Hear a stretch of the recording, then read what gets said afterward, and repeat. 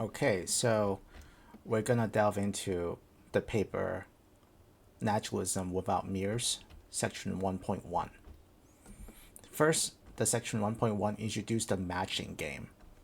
So imagine you have a children's sticker book.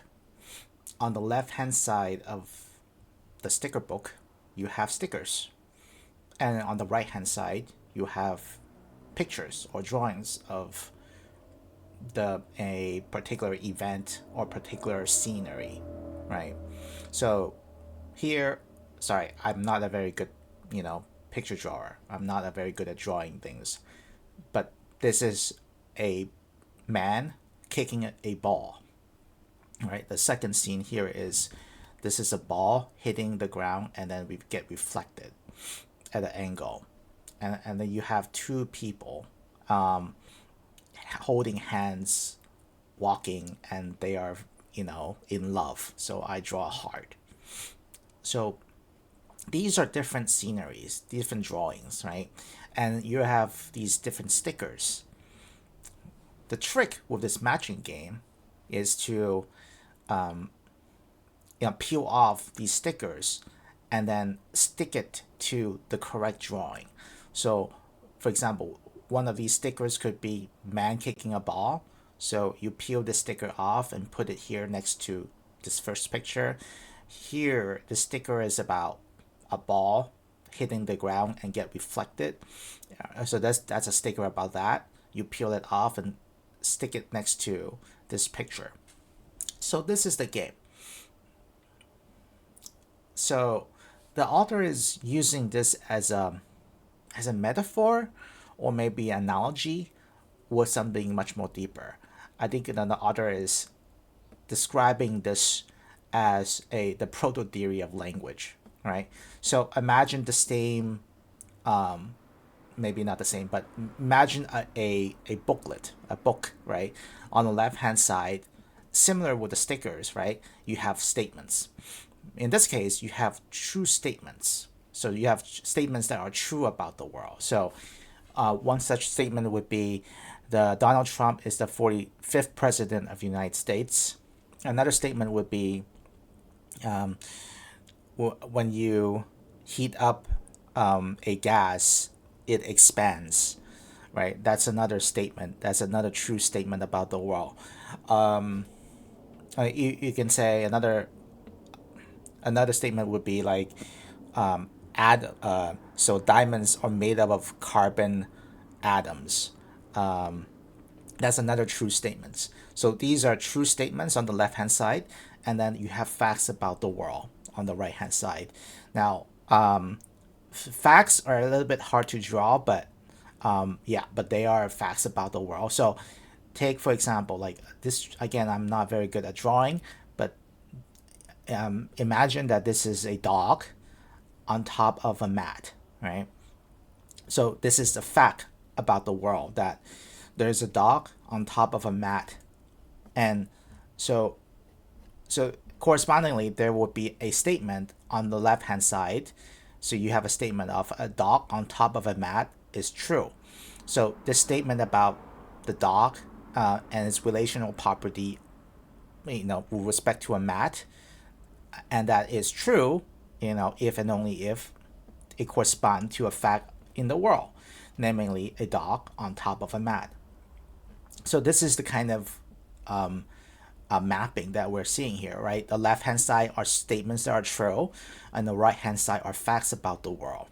Similar to the matching game by, for children, where you have stickers on the left hand side and you have pictures or drawings on the right.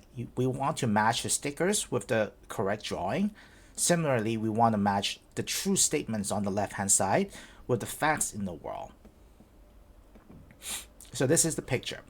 So the author is saying that this conceptual way of thinking about language and reality, like namely statements that are true and facts about the world on the right, and this is, you can say, the authors say that this is called the proto theory of language. Later on, the author also described this as representationalism. So you could call this theory the proto-theory of language, or you can call this the representationalism. I don't really care, but yeah.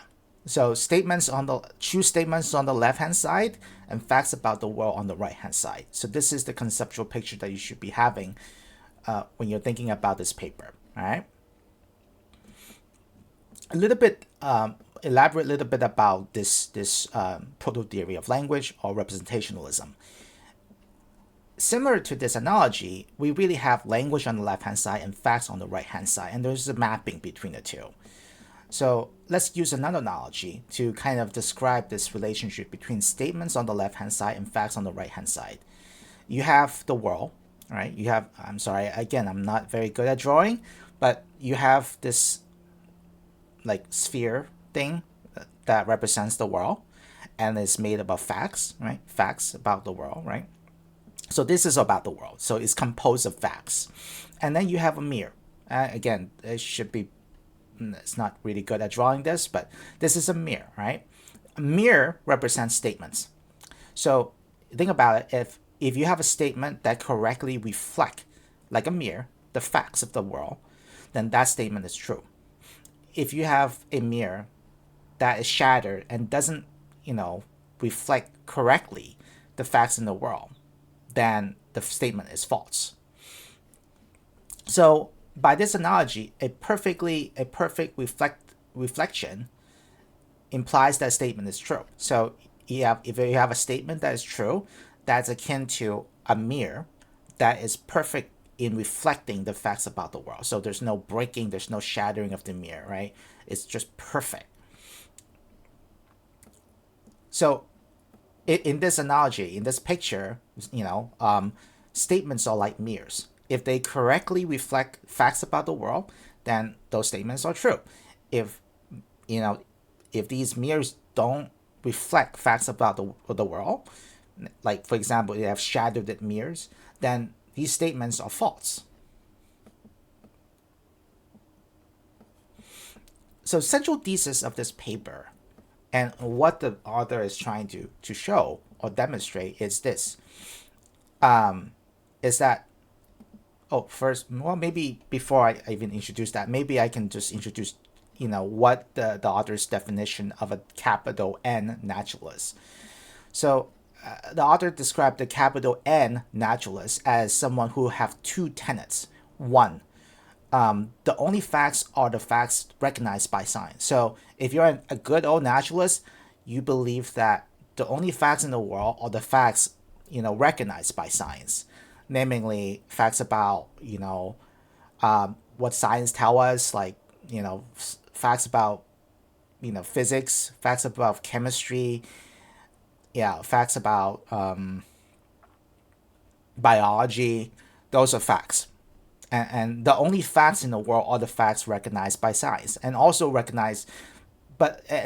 these facts are naturalistic in a sense. Now, the second point is this: that you have to believe in the proto-theory of language, namely representationalism, right? You have to believe in this theory that, true statements are actually like mirrors that correctly reflect facts about the world. So you have to believe in this model of language and reality, right? That on the left-hand side, you have true statements, and on the right-hand side, you have facts about the world, all right? And so capital N naturalists believe in two things, right? That the only facts are facts recognized by science, and two, the proto-theory of language, namely, true statements corresponds to facts about the world. All right. Now, the central thesis of this paper and the core aim of what this paper is really about is that the author is trying to demonstrate that one could be a naturalist without believing in the proto-theory of language. Now, how might that be? Well, consider that, number one, if you're a good old naturalist, you believe that the only facts are the facts recognized by science. But perhaps one of the facts are that is a fact that the proto-theory of language is false. Maybe our theory, our proto theory of language is not consistent or coherent with science. Maybe the scientific method, facts, feels like psychology or biology, or anthropology, give us a theory of language that is nothing at all like the proto theory of language. In which case, science would say, maybe science could say that the proto theory of language is actually a false theory about language and reality. If that's the case, then one can be a naturalist but doesn't believe in the proto theory of language. So one can believe that the only facts are the facts recognized by science, and yet doesn't adhere to this idea that doesn't adhere to this idea of representationalism, like namely the proto theory of language.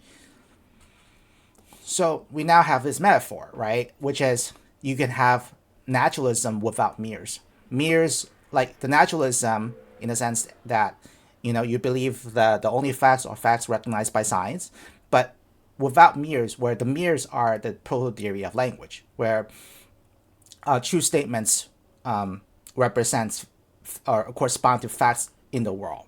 So one can accept one, but reject two.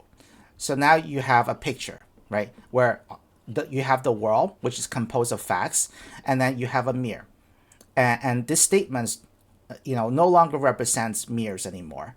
The mirror is shattered, so there's no more mirror. So you don't have the world, which is composed of facts, and you don't have any you don't have statements that true statements that accurately reflect facts about the world. The author also makes a distinction between subject naturalism and object naturalism. The author say that like facts about the world would be something like object naturalism, whereas subject naturalism is to take into consideration humans and language, and that they are part of the scientific domain of the scientific enterprise, and that subject naturalism is prior to object naturalism. So this is something that I'm not so clear about yet, but there you go.